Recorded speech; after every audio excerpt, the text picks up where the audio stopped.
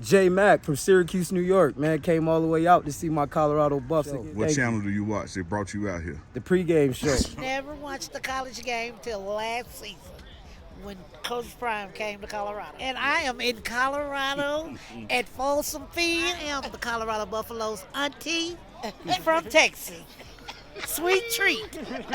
Hey, I've been following the pregame show. It's all about let's go Buffs. Away from Texas, yes sir. Watch you every single day. Nobody lays it down like Uncle Neely and the pregame show. Neely, pregame show behind the scenes of everything. And why does he get that kind of access? Why does he get that kind of access? Because trust is involved. You would never get the kind of access you desire unless there's trust and relationship. You're trying to put your up on game. All right, Smitty, what we got going here, man? Trying to mud up some footballs, Neely. Trying to make some what we call black pearls so we get a perfect football for Mr. Shedeur Sanders. Black pearls. Yeah.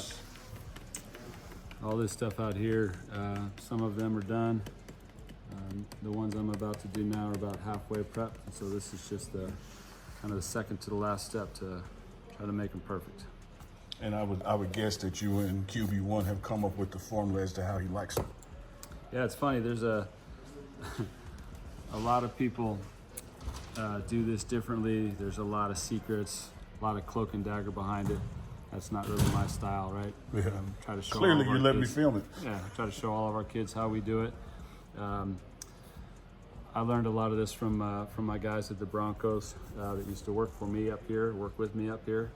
But Shedeur, when he came in, this is one of the first things that we did is sit down and kind of go through with him how he likes his footballs prepared, what his preferences are. We went through a process to figure out different lace styles and dimensions. In college, you can use a little bit, there's a range of dimensions. And so we kind of showed him what we normally do, and he was pretty excited about it, threw some stuff in the spring and seemed to like it pretty well. So we just kind of stayed with the process that we've been working on for a while, and he seems pretty happy with it. He's obviously tight with Tom Brady, and Tom Brady is somewhat well known for being very particular about how his footballs are prepped. Yeah. So the guy that does all of Tom Brady's balls or did them while he was still playing, we talked to quite a lot. He's come up here and we've kind of shared some of the tricks of the trade a little bit. But the way we do these here is very similar to the way he does some of Tom Brady's stuff or did some of Tom Brady's stuff. So we're in a pretty good spot. We just need to continue to have a inventory of footballs ready to go in the event that we get some weather changes around here, and obviously we wear them out a little bit during the game. That's what I was about to ask you. How long does the prep last on them? Depends. It depends a lot on the field. It depends a lot on kind of where we're playing. We'll typically go 2 games, maybe 3 games if we have really good weather, and it depends on the footballs too. These are all, each one is a little bit different, right? So the grain varies from ball to ball. Some of them start off a little bit pebbly, I guess is the right word, and they need a little bit of break-in. Yeah, they need a little break-in time to get to the preferred smoothness. And then other balls out of the box are pretty smooth, so sometimes those are ready quicker, but then they don't last quite as long necessarily playing in games. So it just depends, but I'd say on average we in good weather we try to get 2 or 3 games out of them, and then we'll rotate them through a little bit, practice balls, things like that.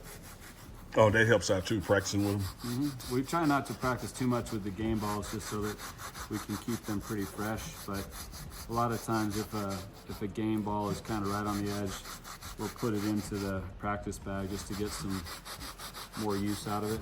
But most of these game balls we'll use straight out of the prep. Maybe we'll throw them for a day in practice, but for the most part, these are straight into the game ball bag. So is it your eyesight or Shedeur's eyesight or his feel that says, okay, time to take this one out the batch? A little bit of both. I mean, obviously we rely on him. My eyes or what I think doesn't make any difference. It's all what But he. Smitty, you got the expertise now.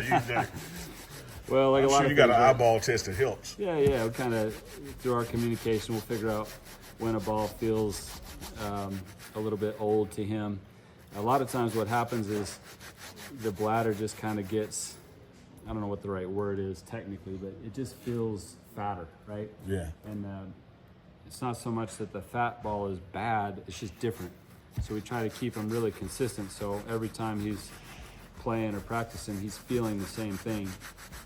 So sometimes when these things are getting a little bit older, they just get a little bit fatter, and a lot of times we'll take him out for that reason. But sometimes he likes, the feel of a ball, even if it's been in for a little bit longer. So for the most part, I'll kind of go through and say, hey, look, I feel like they're getting a little bit worn out. Yeah. Then I'll go through with them.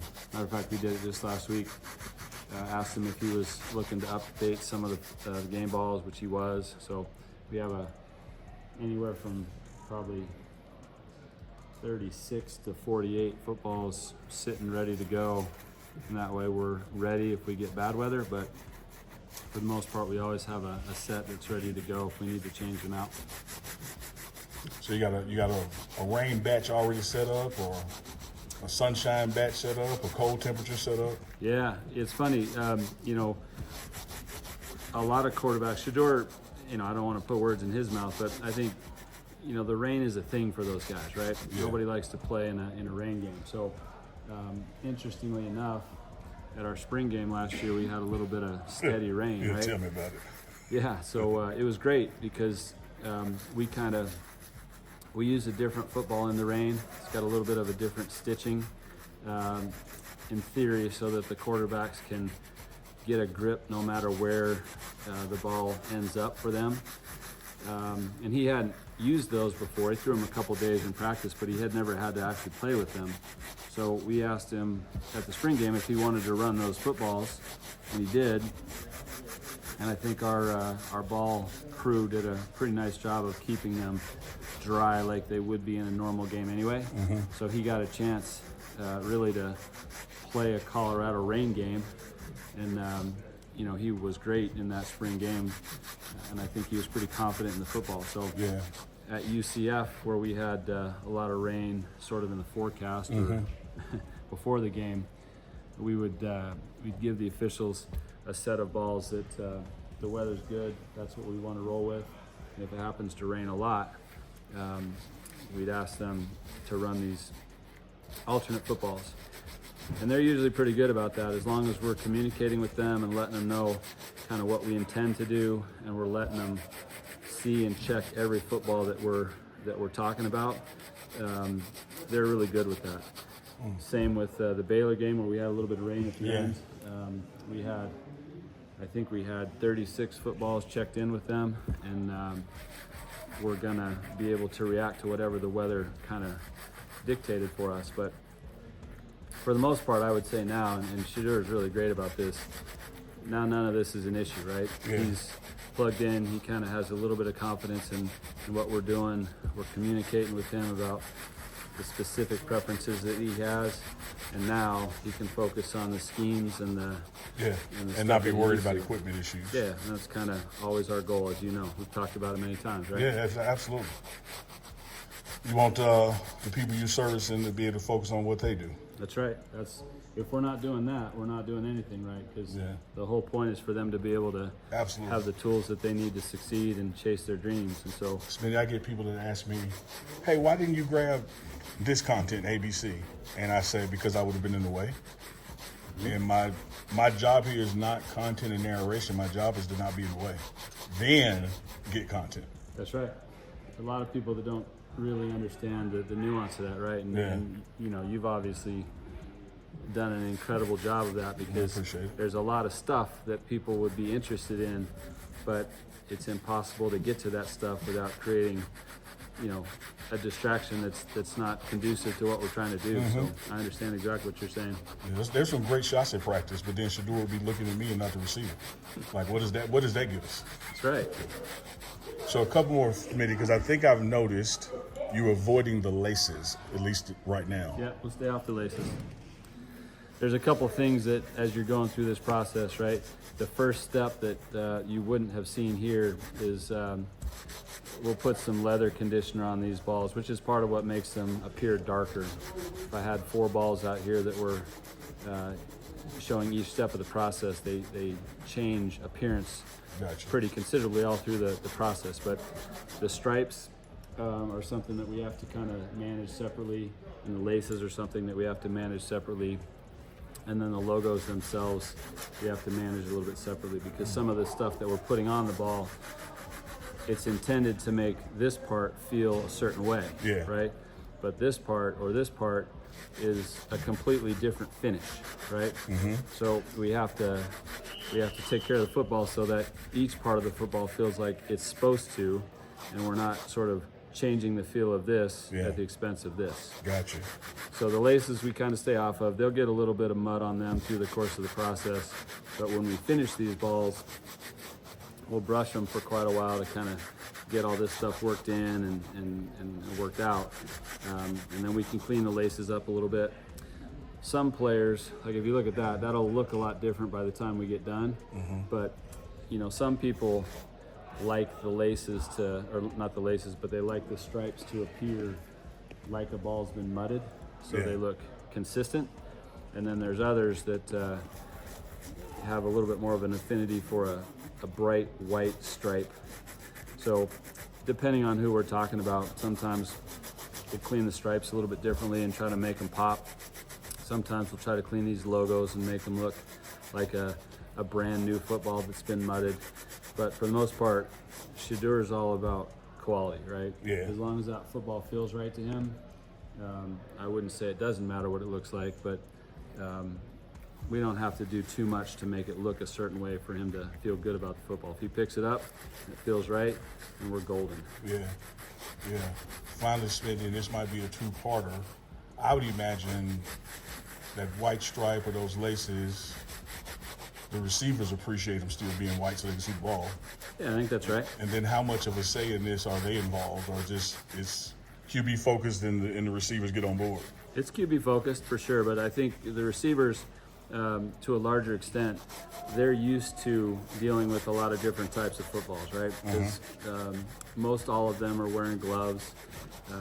The silicone on those gloves is pretty good, so they're going to be able to catch most anything thrown at them for the most part. To your point, the optics of how the football looks is important, but they're not as concerned about the feel as certainly the quarterbacks. Gotcha. The kickers also have a very specific preference for what they're doing in the game, and that's very different from what the quarterbacks are doing. And you or your staff handles their ball, they're prepping theirs? Well, in college, it's not allowable to have a K-ball like Okay. it is in the NFL. So what we try to do, and what most teams do, is you'll have a range, right? So you'll have a range of footballs that feel perfect to the quarterback, but that are, it's kind of hard to describe, but they don't feel kicker friendly, right? Yeah. That bladder is still pretty stiff and it hasn't worked itself in. The football's narrower. If you're prepping a kicker ball, you're getting that thing to be elastic and not squash, but kind of the bladder will blow up a little bit, and then that way they can get the right feel when they kick it.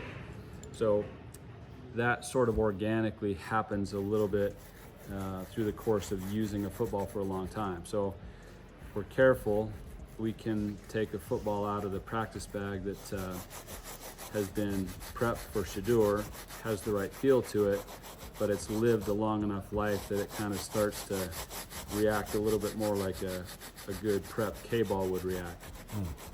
So then what we'll try to do is we'll mix a few of those footballs in to the game ball bag so that if circumstances dictate, the kickers will end up with a ball that is a little bit more elastic for them. Yeah.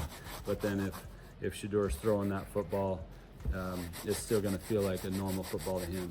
Gotcha. Well, we hopefully throw more than we kick. That's right. So the odds need to be skewed that way. That's right. Smitty, appreciate your time, man. This has been very interesting. I appreciate all the work that you do for CU football. Brother Neely, it's always good to spend time with you, my man. My man, Smitty.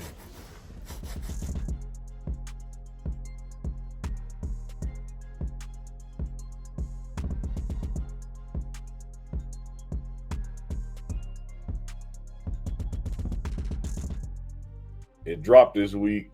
Oh man, I had it set up for you for sure. Hey, y'all give it up.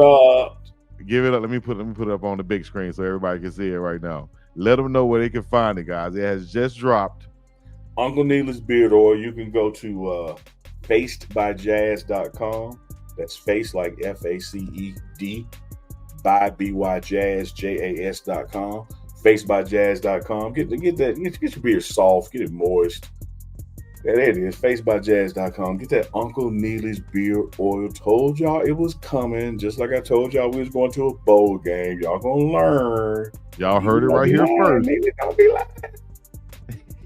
Y'all heard it right here first. Uncle Neely's Beard Oil. It promotes growth.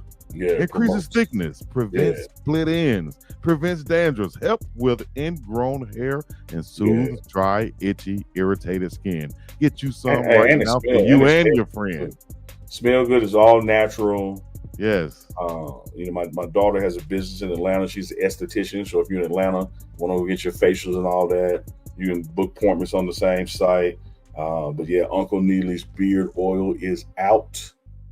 And you can't have this beard, but you can have one just like it. Ladies, hook your man up. You know, you can just give it to him subtly. You know, I just wanted to give you some Uncle Neely Beard Oil. You know, I just get you. That's all you got to do. Get you some Uncle Neely Beard Oil. Make sure you're looking good and spelling right. And because I'm gonna get me some too, and make sure I'm looking good and smelling right. Oh man, I appreciate that, but you know, you already got a bottle coming your way. Easy, got one coming my way. I'm gonna order some more just to pass them out or give them out to some good people. We need to do some giveaways to a couple people. You know what I mean? Along with the Goonsville hat, you might get you a bottle. We can make that happen. We can make that beard happen. Oil. Uncle Neely's Beard Oil, the one and only, man. We told y'all right here it was coming, and there y'all see it. Where y'all from? We up from Miami, Florida. All the way from Miami. All the way from Miami. Appreciate y'all coming, man. Hey, man, we love what you guys are doing, man. We want to support you in every way. Appreciate your family. And we're recruiting at home. Everything we see at home, we bring it this way. My man. You gotta believe. Dude, we've been believing since day one, That's dog. why I gave them to Remember you. back in Jackson State? We've been believing with you in the pregame show.